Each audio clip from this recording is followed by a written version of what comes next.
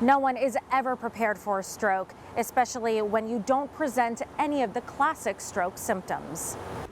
Mike and Karen Padilla are familiar with the medical field. Both are local healthcare workers, but they never thought they'd find themselves in this type of emergency situation. I was at work and I was finishing a patient and I was trying to connect a couple little connectors, and I was looking down and I knew what I had to do, but I couldn't figure out how to do it. And then I fell backwards and hit the wall. Mike was having a stroke, but he didn't realize it at first. He had no facial drooping, everything was strong. He had made his workmates not call for help because he felt, I'm fine. Mike's wife Karen says when she picked him up from work, he didn't have any apparent signs of stroke at the time, but wasn't quite acting like himself a few hours later. He started using words that he never uses. They were totally out of context. So I asked him what his name was. He told me my name. That's when Karen knew something was terribly wrong, and she felt he needed to go back to the hospital, even though he wasn't presenting any classic signs of stroke. And that's what you want to do. You want to act rapidly at that point. You want to get to emergency services. At the first hospital, Mike's stroke was diagnosed, but he needed to be transferred to Community Regional Medical Center for a higher level of care. There, Dr. Amir Khan awaited Mike's arrival to remove the clot in his brain.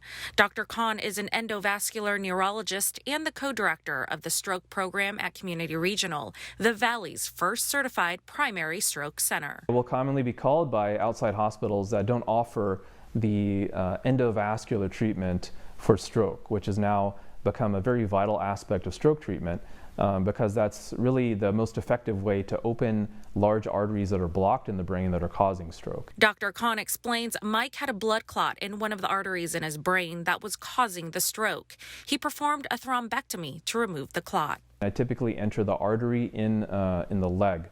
And that artery almost serves as an on-ramp to the rest of the arterial system in the body. So then I use that on-ramp to then navigate some equipment up into the arteries that supply blood to the brain.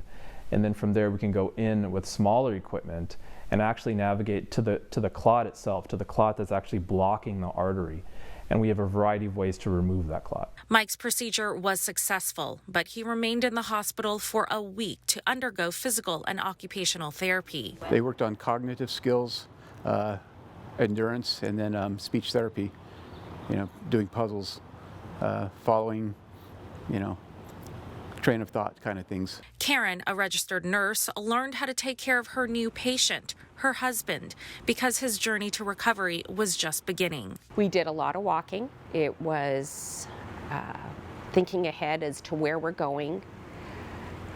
Mike still had a little bit of weakness on the left side, so it's like he had to kind of think and listen for that and work on that. Obviously, we talk about the patient and the fact that stroke could be lethal, the fact that stroke could be disabling to the patient, but of course this also has a big effect on their loved ones. Dr. Khan says Mike's prognosis is positive, and having that life-saving procedure close to home made all the difference. I try to advise patients and advise people who are at risk of stroke, which is really a lot more people than we think, that if you're having symptoms, even if they get better, you should still go to seek emergency attention. The Padillas say they are grateful they were able to receive quick and excellent care right here in the Valley, care that likely saved Mike's life.